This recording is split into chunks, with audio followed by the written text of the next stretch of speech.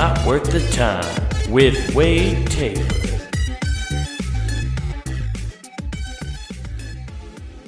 Hey, what's going on, guys? Welcome back to Not Worth the Time. Oh, man, I almost forgot about it. I almost forgot to do this. It was literally, didn't even think about it until about noon at work today. Yeah, good on me, right? I'm doing great. How do you forget to do one of your shows? You know, man, like, that's just fucking bullshit. Just terrible on my part. But it is what it is. We're going to get it in. We're here. We're doing it. And this is what it is. I was talking to a coworker last week, and guys, I think I found out that I'm just I'm not fun. Like, I think too practically, which being practical isn't fun. And it's not fun for anybody, but it's a necessary thing. Somebody's got to be practical, right? And it's not like I don't have fun. That's not what I'm saying. I'm just practical in like a different sense than some people. Like one of my coworkers, he's younger dude in his like in mid-20s, right? And he loves cars. He sees, like, we drive around a lot for work, and he sees awesome cars all the time, and he's like, man, that's a sick car. And I'm like, yeah, that's all right. And he is baffled by the idea that I don't have any interest in like luxury high-end cars. I'm like, yeah, dude, I have nothing to do with those. There's just nothing about paying $80,000 for a car or more like makes sense to me. Not in the slightest. There is nothing that I can wrap my head around that makes that like okay. I haven't like, if you could pitch it to me, it's not even like it's a money thing. I mean, if you have the money to get a car, get whatever car you want. I just can't. I don't see the value in spending $80,000 or more on a car. Like, and that's low end when you come to luxury vehicles. $80,000. That's fucking pennies in the luxury car market. You know, like there's cars that cost $400,000. You know, which I don't get it. I don't understand that at all. Unless you buy it literally, like that's your hobby. That's when you justify it. That's where I get it. Like if you're getting a $400,000 like car that is fast as fuck, and you take it to the racetrack like every couple weeks, and you just fucking let it fucking rip and just go around in circles, going as fast as possible. Totally get it. Totally justifiable. It's your hobby. That's spending money on something you want to do, and it's money you've obviously earned if you can drop $400,000 on a toy, basically, you know? But day-to-day life, man, just a car, just a super nice car that's like engineered to go super fast. Like the whole point of most of those luxury cars is they're over-engineered to be like just beasts of machines. They can do anything, dude. They're so crazy, and the skill it takes to like handle one, to like use it at its max potential is not something a lot of these people who buy it have. I guarantee you most dudes who own like a Porsche couldn't like handle it at its top speed or top performance. They couldn't even touch getting it at its max performance and peak ability, you know? But you're buying it to say that you have that ability to do that, even though you really don't. You don't have the skill or necessary training to get to that, you know? So you're just buying this $400,000 like race car to just drive around town in, and it doesn't make sense to me. Like, if it's just because it looks nice, cool, I guess, but like there's plenty of cars that you can spend literally 10% of the cost of what a $400,000 car is, and it looks fine, and it gets you from point A to point B. I just don't get it, which that makes me zero fun. Like, it's not practical, you know? Like, when I talk about the lottery and shit, like, if I ever hit the lottery, you know, this old fucking game where everybody talks about how they're going to do it, and you do that thing. I love the best part about the lottery, like, whenever you're like, man, if I hit the lottery, and you're talking with somebody about it, whatever group of people are in that room with you at the time, you always like feel obligated to be like, and all you guys are getting $1 million, no matter who's all in the room with you. You just have to say that to be kind, as if it ever is gonna happen. You just have to be out of the kindness of your heart. Just be like, just very politely, just be like, yeah, no, well, I'll give everybody $1 million in here. Yeah, even though you know for a fucking fact, like, the person you're talking to isn't close enough to you to want to give them $1 million, okay? It's just the facts. But you do it out of the kindness of your heart. When playing that game, like, I never bring up cars. Like, I'm gonna get a Nissan Sentra. Like, I'm gonna trade in the black hooded beauty, my Cobalt, like, and she runs like great. I've been looking at probably getting a new car, but I'm gonna wait till that thing fucking dies. Some people call that cheap. I'd say it's awesome. I'm just pocketing money. So rather than pay a car payment, I'm pocketing what I would pay for a car payment. I think that's smart. I don't know. You tell me. But I'm gonna run that thing into the ground. I'm probably gonna get a Sentra then too. Doesn't matter, dude. I know what car I want and I know what I need. That's what I want. You know, it's and it's funny because those people also try to talk to you about how you should aim high with your goals because then it gets you there. But like my goal is to be like financially set and wealthy. And I feel like in my mind that's an irresponsible purchase, and it like to buy I keep saying $400,000 car. I don't know why, but like to buy anywhere close to $100,000 car, like $80,000 to $100,000 car, I think that's financially irresponsible. Personally, I don't know. That's just me, and that makes me not fun. That's what it comes down to, guys. Just not fun.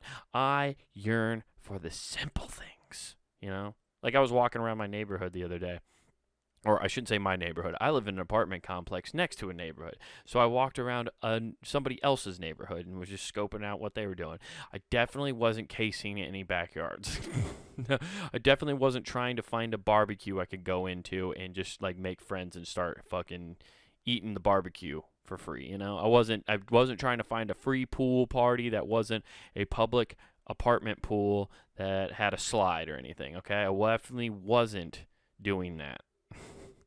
God, that'd be cool. I want to be like a barbecue crasher.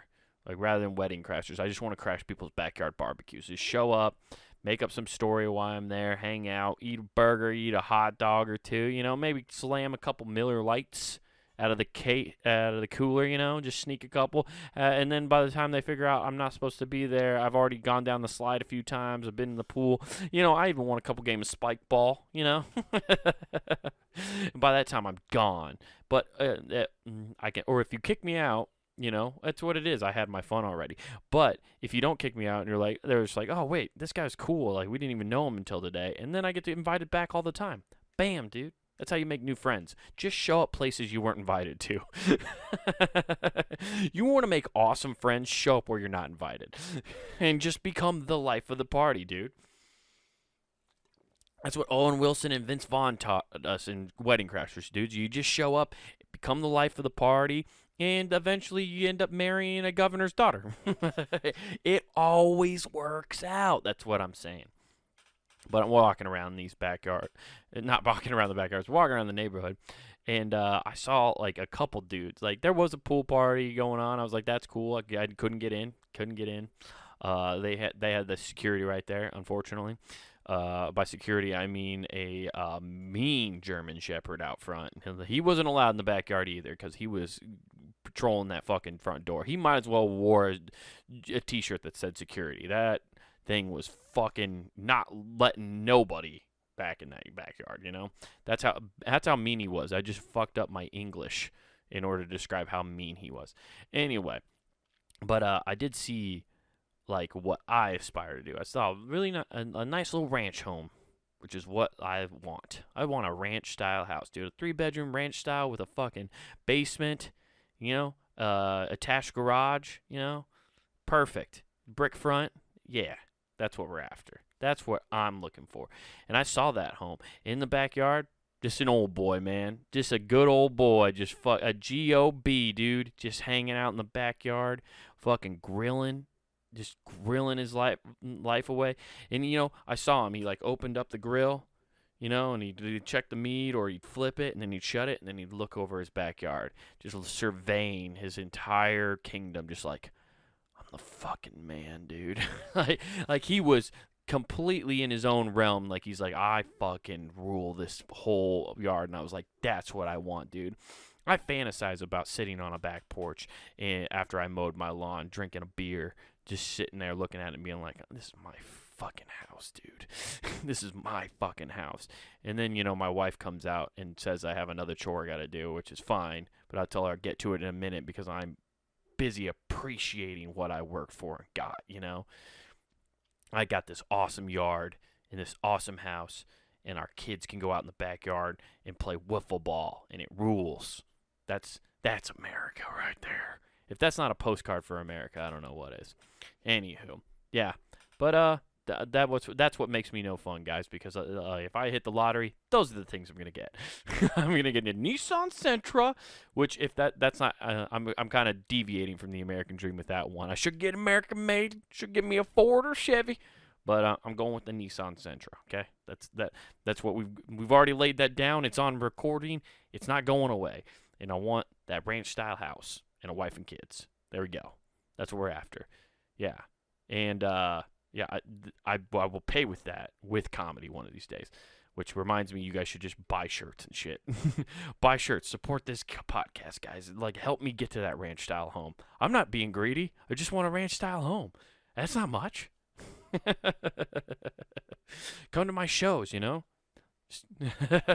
have one this Saturday in Council Bluffs, Iowa. Come on the 4th at Third Base Bar and Grill at 8 o'clock. Come to the show, okay? Support. Help me out here, Also, I have one later that Wednesday, and that's Wednesday the 8th. Yeah. So come to that show, That's at the Peachtree Brewing Company in Des Moines, Iowa. So check out those shows. Come support me. Help me get that ranch-style home, guys. That's all I'm saying. Now, to go from that, when you have money, right? You go on big vacations and stuff, right? But the problem is money can't solve all your problems, right? Sometimes you get into situations that are just a tad bit scary, And that's why you need to have some survival tips. Like, you're going to go to the Grand Canyon. You get some money, finally. You're like, okay, what's the thing we need to do? I got an idea. Let's go to the Grand Canyon. Am I right? The Grand Canyon is a thing you want to cross off your bucket list. If you got the money now, might as well go do it. But you're going to need survival tips. And that's why we have our article today, which is 8 survival tips from a Grand Canyon rescue ranger. That's right. This guy is a seasoned guy. He, on his day of his last retirement, he decided to sit down and tell you guys. Back in 2015, he decided to tell all of us how you can survive in the Grand Canyon, okay? So, these are hiking tips mostly, because that's what happens in the Grand Canyon. Hikers get lost. Turns out, get a little ambitious. They don't call it the Grand Canyon for nothing. It's no easy hike, guys. So, let's see what some of the tips are. First off, help yourself. Hey, listen, we might be rangers, but we don't have time for your fucking bullshit, okay? You go help your goddamn self and make sure you can walk your ass out of there, okay? Pull yourself up by your bootstraps and get yourself out of the canyon yourself, okay? Be resourceful. Okay, well, okay. What we deal with more than anything is people say they can't. They can't hike out, they can't keep going, but their legs and arms still work. Their lungs still work. Their brain has shut down. While a physical training and wilderness skills are important for backpacking in difficult terrain, Evander Gruff places equal importance on having the psychological psychology. Oh my God, having the psychology to get yourself out of the canyon. So basically, you gotta have the will. You gotta have the will and the want to get out of there, dude. That's so funny. It's like help yourself. But what he just basically described there is a lot of times they get calls from people who are just like, well, we're lost, so I'm just gonna die in the Grand Canyon. They just give up immediately. Yep, nope, we're gonna die, and I've accepted that. Unless you guys come get us with the helicopter, I'm just gonna die right here on this path. Somebody will find me in a couple weeks. I'll be picked apart by vultures by that point. But there's worse ways to go. I say turn my skull into a mile marker much like they do there in for the Mount Everest, Jesus Christ. Okay, study up, it says. Of the scores of hikers who have died in the Grand Canyon from dehydration and exposure, Van Groff says the tragedies often happen in the same places, with people making the same mistake, just the name change. Oh, damn. He's just saying, so when you die in the Grand Canyon, it's not original. You're a hack. It's been done. You dying in the Grand Canyon. It's the same shit. They are hiking in the summer, ran out of water, launched a desperate attempt to reach more. This is when their lack of knowledge of the terrain leads them to a dry, dead end. Oh shit. This person, 46, died from exposure to heat on the shadeless Tonto Trail.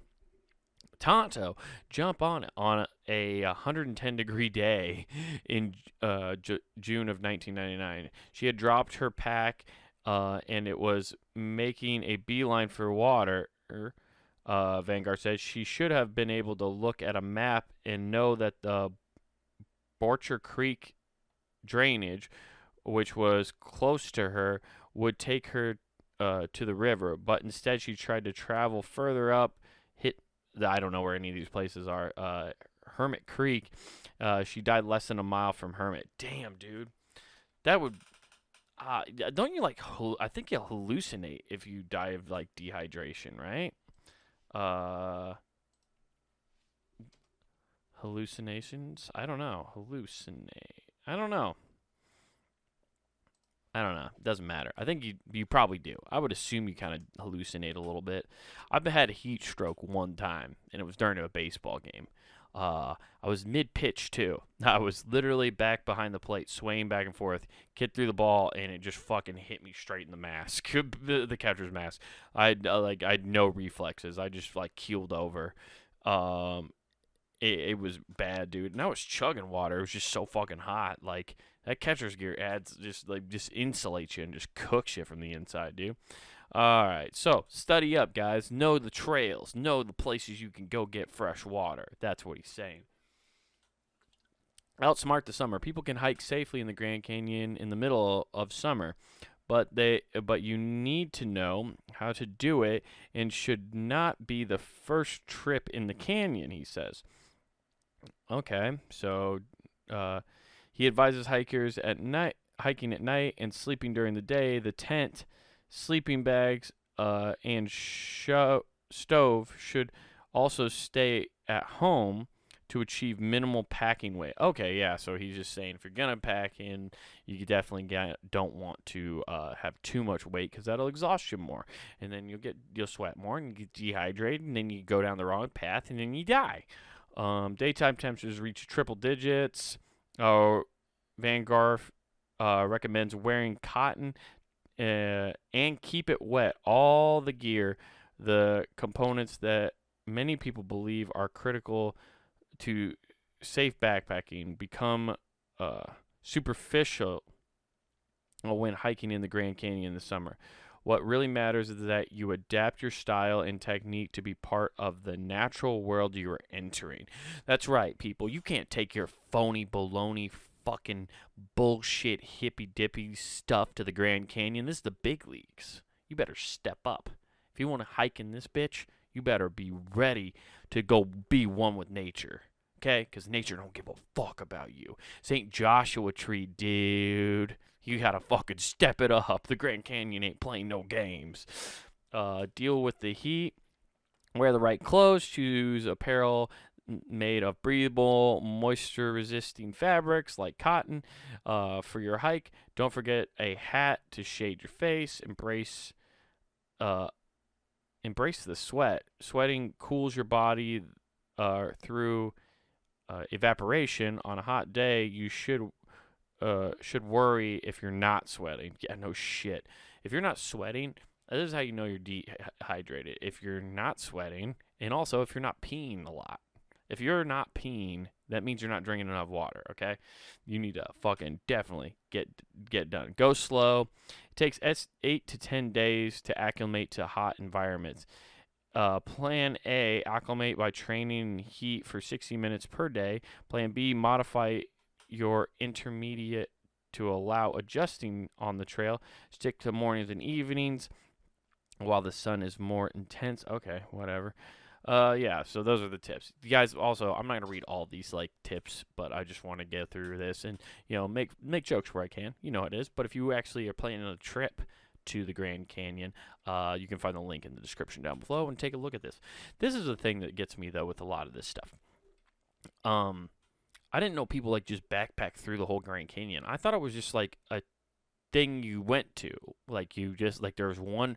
I guess I'm thinking all the movies because most of the movies you see are just like you show up, you park at this thing, you can see the whole fucking thing. You might take a car ride down or take a donkey ride down. Ride a donkey down into the Grand Canyon, see how cool it is, and that's it. I didn't know people actually backpack through this whole fucking thing. That's nuts. Beware of natural hazards. Accidents can happen to anyone. George Mancuso, the paragon of the experienced canyoneer, was swept away in August of 2001 during a flash flood on a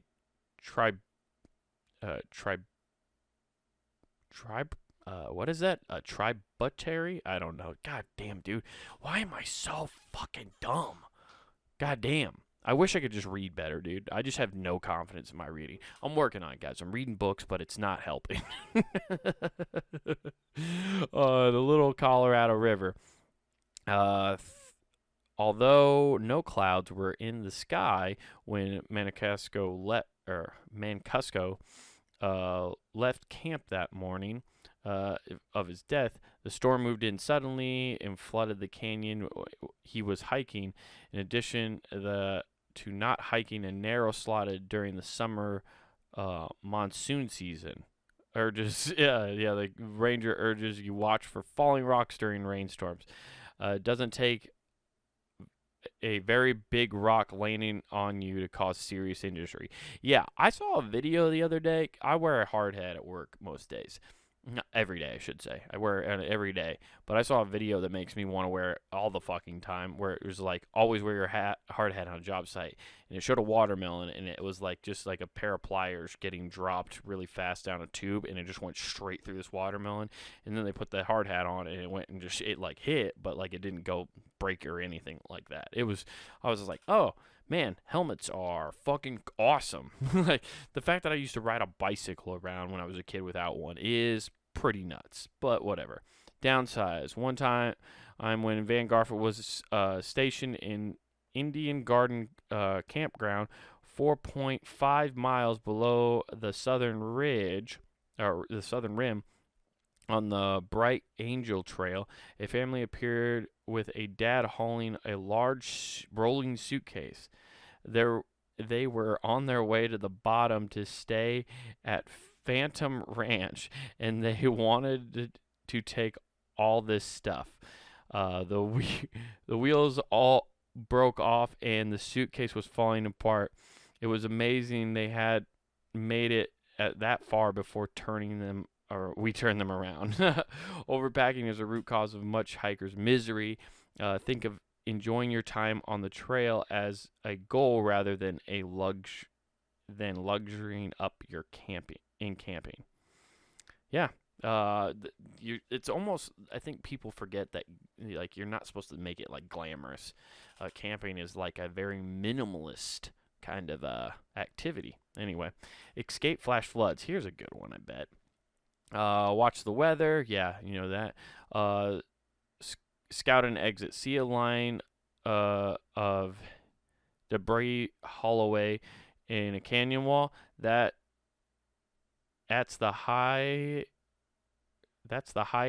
in the last flash flood reaches. Oh, okay, so you just look for that fucking line of where the water was.